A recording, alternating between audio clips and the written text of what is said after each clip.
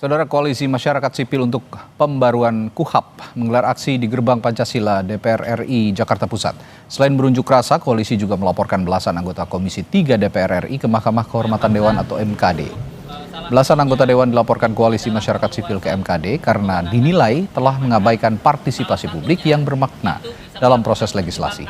Menurut Koalisi Masyarakat Sipil, proses penyusunan revisi Undang-Undang KUHAP syarat pelanggaran hukum, terutama terkait transparansi aspirasi dan partisipasi publik yang bermakna. Mereka menuntut kepada pimpinan DPR untuk menahan sementara proses pembahasan KUHAP hingga laporan dugaan pelanggaran etik MKD rampung.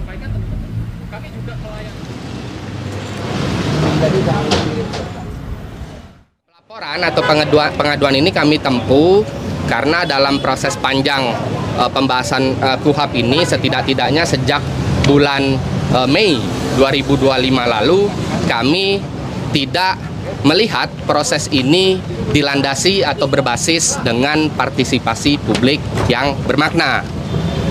Misalnya sejak tanggal 8 Mei kami diundang untuk hadir dalam suatu proses diskusi informal, tapi ternyata itu diklaim sebagai suatu proses yang disebut rapat dengar pendapat umum. Jika ada rapat panja yang di dalamnya kami menilai dan berbagai anggota koalisi menilai ada pencatutan yang dilakukan oleh pimpinan panja dari unsur DPR RI khususnya, termasuk juga pemerintah, yang mengklaim bahwa draft yang ada itu telah menyerap aspirasi atau masukan publik.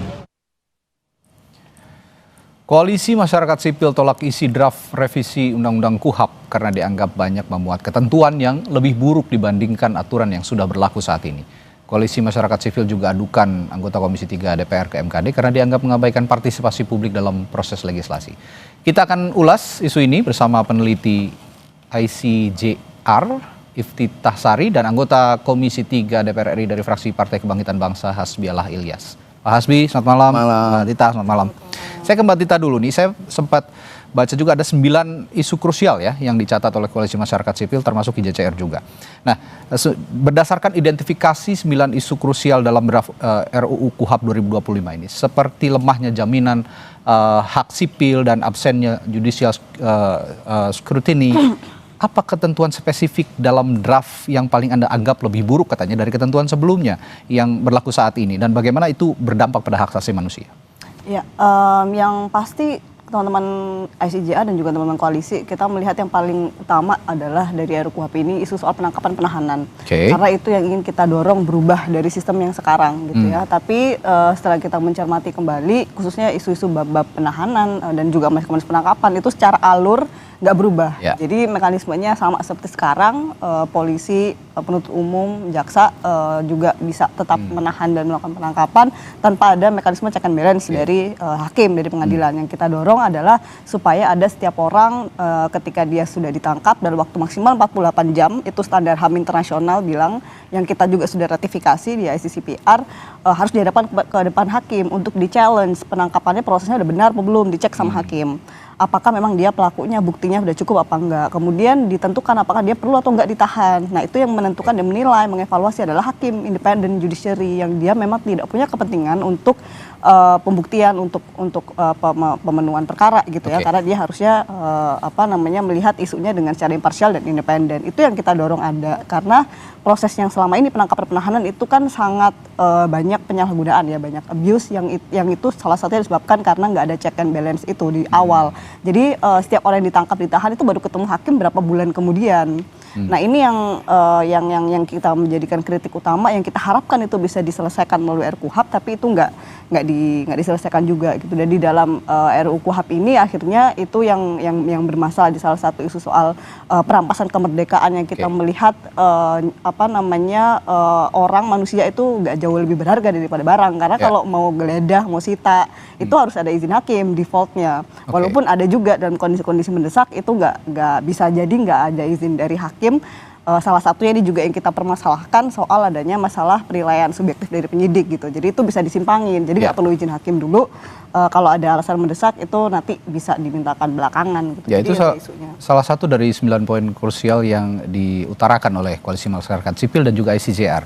Tapi besok tetap akan disahkan, Pak Hasbi? Kita lihat besok Meskipun banyak pertentangan. sesuai jadwal, memang besok disahkan. Oke. Pembahasan KUHP ini bukan waktu yang pendek ya. Ini sudah panjang, udah hampir 1 tahun. Oke. Kita sangat terbuka DPR ini, terutama di Komisi 3. Akademisi kita undang, praktisi hukum kita undang, hampir semua yang kita undang. Oke. Tidak ada yang kita tidak undang. Kita undang, kita minta masukannya. Coba tolong dilihat di hasil yang sudah yang besok akan disahkan. Lebih banyak masukan dari masyarakat. Ya memang tidak mungkin, Mas, kalau dalam istilah bahasa Arab itu usul fikih, ridho nas ghayatin la tudrak. Nggak mungkin manusia ini semua ridho, semua sepakat, semua setuju ya seperti itu. Ya, misalnya yang Mbak sampaikan tadi, sekarang saya tanya, hakim di kita, apakah sudah sampai tingkat Polres ada? Enggak. Penangkapan kita menunggu hakim, berapa lama akan makan waktu? Toh sekarang di KUHP hari ini yang insya Allah besok disahkan, itu calon tersangka atau saksi atau apa namanya, itu bisa didampingi oleh advokat dari awal. Oke. Dari semenjak masuk itu sudah bisa didampingi. Kalau hari ini misalnya KUHP yang hari ini didampingi oleh advokat hanya diam kan. Ini bisa berbicara, bisa apa, bisa. Jadi lebih menurut saya lebih bagus dari yang sebelumnya. Kita satu sisi DPR harus disuruh mempercepat. Kita bekerja untuk KUHP ini selama setahun ini, bukan waktu yang pendek. Tapi bagaimana dengan pemenuhan atau jaminan hak-hak sipil yang tadi disinggung oleh Mbak Tita juga? Ya oke, saat ini memang harus ada percepatan hukum yang diakselerasi atau disegerakan untuk menegakkan hukum. Tapi kan hak-hak sipil, hak jaminan untuk hak-hak sipil juga harus dikedepankan, Pak. Di mana hak-hak sipil yang tidak dikedepankan? Sekarang banyak sekali contoh yang Anda sudah baca belum? Ya. Berapa yang hari ini? Memang tidak. Tapi gimana bisa menyimpulkan? Belum membaca draft. Kok kita baru kemarin kok? Baru kemarin berkata per kalimat. 3 hari yang lalu, 4 hari yang lalu gitu. Oke, Mbak Tita, per kalimat dan kita panggil semua. Mbak Tita, saya yakin sudah baca draftnya kan? Iya. Meskipun saya tidak membaca sepenuhnya, tapi ICJR saya pasti sudah baca.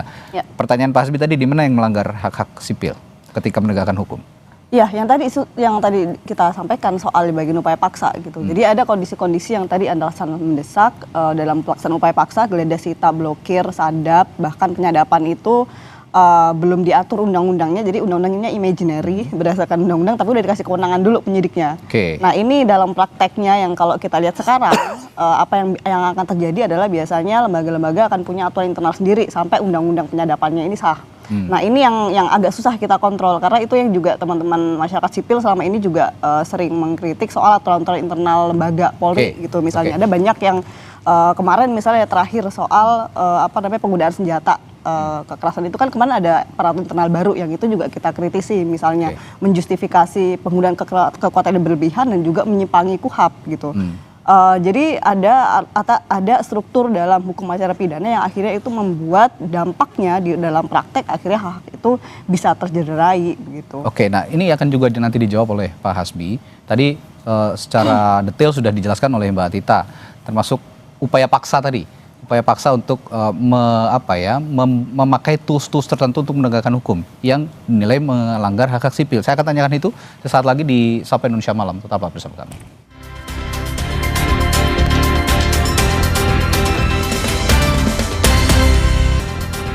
Saya lanjutkan lagi perbincangan kita malam hari ini. Tadi saya bertanya ke Pak Hasbi, bagaimana menjawab juga tadi kritikan soal kewenangan berlebih bagi aparat tanpa pengawasan. Ini yang sepertinya juga belum sempat disempurnakan oleh rancangan undang-undang KUHP ini, Pak Hasbi. Berlebihnya di mana? Jadi tidak ada sesuatu yang berlebih menurut saya, normal-normal saja. Ini soal tadi yang disampaikan oleh Mbak kita ini, soal hakim, misalnya penahanan itu harus izin hakim. Ini Indonesia ini luas, Bagaimana yang di daerah-daerah terpencil di Papua Barat misalnya, di Sarwako, di daerah-daerah yang terpencil? Apa bisa menunggu hakim keburu kabur itu maling, istilahnya kan? Nah ini yang pertimbangan memang luas teritorial kita semua. Saya rasa yang ada sekarang ini, yang besok insya Allah disahkan itu, mudah-mudahan jadi disahkan insya Allah sangat lebih baik dibanding yang 44 tahun lalu disahkan. Ini memang sudah lama tidak direvisi ya, 44 tahun. Dan menurut Pak Hasbi ini sudah banyak penyempurnaan. Ada respons Mbak Tita? Ya sebetulnya ada yang lebih mengkhawatirkan lagi sih selain tadi ya soal check and balance, mekanisme kontrol untuk penangkapan dan penahanan. Ini yang paling bisa relate juga dengan masyarakat umum karena bisa membuka ruang-ruang untuk penjebakan, untuk menanam bukti, bahkan tindak pidananya belum ada. Jadi ada agak unik memang di sistem peradilan pidana Indonesia itu beda dengan negara-negara lain yang membedakan penyelidikan sama penyidikan. Kalau di luar itu investigasi ya investigasi aja, nggak ada pre-investigasi, nggak ada investigasi, nggak ada penyelidikan, nggak ada penyidikan. Di sistem kita yang unik ini dia membedakan penyelidikan yang mana itu untuk mencari tahu apakah benar ini ada tindak pidana atau tidak. Kemudian ada penyidikan itu yang udah konfirmasi ini udah pasti ada tindak pidana, terus mencari pelakunya, mencari bukti. Itu dipisahkan, dua proses yang berbeda. Yang jadi isu adalah di penyelidikan ini ada mekanisme-mekanisme atau kewenangan-kewenangan yang diberikan kepada aparat penegak hukum, khususnya kepolisian, penyelidik gitu ya, untuk bisa memberikan atau bisa melakukan 3 tindakan yang paling bermasalah: penyamaran, undercover buy, dan control delivery. Yang mana sebenarnya 3 ini secara prinsip dia itu metode penyidikan, di mana udah confirm dulu ada nih tindak pidananya, baru dia untuk mencari bukti dengan 3 tindakan ini tadi. Nah yang jadi bahaya adalah ketika tindakan ini bisa dilakukan di tahap yang penyelidikan yang belum tentu ada konfirmasi ada tindak pidana atau enggak, ini bisa jadi ruang-ruang untuk penjebakan, untuk nanam bukti, untuk bisa entrapment lah bahasa, yang itu sekarang sebenarnya udah kejadian di kasus narkotika, di mana orang-orang yang jual beli itu polisinya yang nyamar jadi penjualnya atau jadi pembelinya, kemudian akhirnya dia ditangkap dan itu diperkarakan gitu. Jadi ini mekanisme yang sekarang itu sangat problematik di Undang-Undang Narkotika, di penegakan hukum narkotika, dan kemudian itu akan dilegitimasi di RUU KUHAP ini. Nah ini yang paling kita kritik. Ini lebih spesifik lagi Pak Hasbi, barusan Mbak Tita mengatakan proses mana yang berlebihan. Nah itu tadi, misalnya tadi ada penyelidikan dan penyidikan, ketika di tengah jalan proses penyelidikan ada penyisipan barang bukti yang disisipkan karena ada kewenangan yang berlebih oleh aparat penegak hukum yang tidak diawasi oleh lembaga di atasnya. Kalau menurut saya itu bukan sesuatu yang berlebih.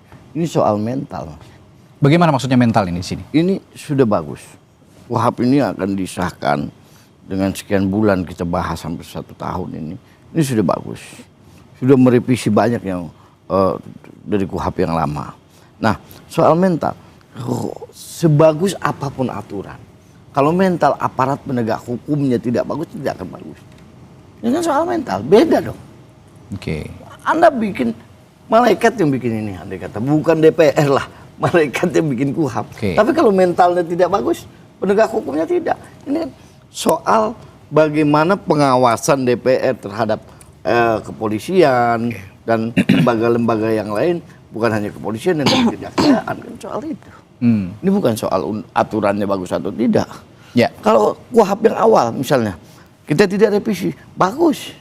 Kalau memang penegak hukumnya memang mentalnya memang bagus. Yang terjadi saat ini, oke lah katakan bahwa KUHAP ini sudah banyak sekali penyempurnaan. Tadi Pak Hasbi menyinggung soal mental. Anda sepakat soal mental ini jadi kendala juga ketika sebagus apapun KUHAP ini direvisi atau disempurnakan? Ya, kalau menurut kami sebetulnya pencegahan upaya untuk penyalahgunaan dan juga perilaku koruptif dan lain-lain itu kan sebetulnya bisa dicegah melalui sistem check and balance yang memang secara sistem dibentuk secara robust gitu. Dan kita sayangnya belum sampai di sana gitu. Seperti yang tadi kita sampaikan di awal gitu, untuk sekedar ngecek penangkapan penahanan aja kita nggak punya. Kalau kita bandingin sama negara-negara yang lain, jauh tertinggal. Nggak ada ceritanya di negara-negara yang udah demokratis, yang dia penghormatan terhadap HAM-nya udah cukup settle gitu ya. Ketika orang ditangkap dirampas kemerdekaannya di negara demokratis itu dia nggak dibawa ke hakim, itu nggak ada. Jadi semuanya itu proses check and balance-nya standarnya udah sampai di sana. Nah kita ini masih masih mau kesananya masih jauh gitu. Jadi sebelum kita mencari mengevaluasi personal atau ya itu jadi isu juga gitu. Kita bahas soal reformasi Polri itu salah satunya juga soal kendala internal oversight juga masalah. Tapi gimana membangun sistem yang robust itu juga harus diupayakan gitu. Sistem apapun yang dibangun, ya memang ada sedikit banyak soal mental, tapi sudah ada contoh di negara-negara lain dengan mental yang buruk dengan sistem yang baik, buktinya bisa memperbaiki itu. Yang penting jangan tajam ke bawah tapi tumpul ke atas penegakan hukum di kita itu, termasuk dengan penegakan HAM yang dibutuhkan oleh, meskipun itu tersangka, terpidana, itu juga tetap punya hak sipil yang harus dilindungi. Baik, terima kasih Pak Hasbi juga Mbak Atita sudah berbincang malam hari ini di Sapa Indonesia Malam. Kita jumpa lain waktu.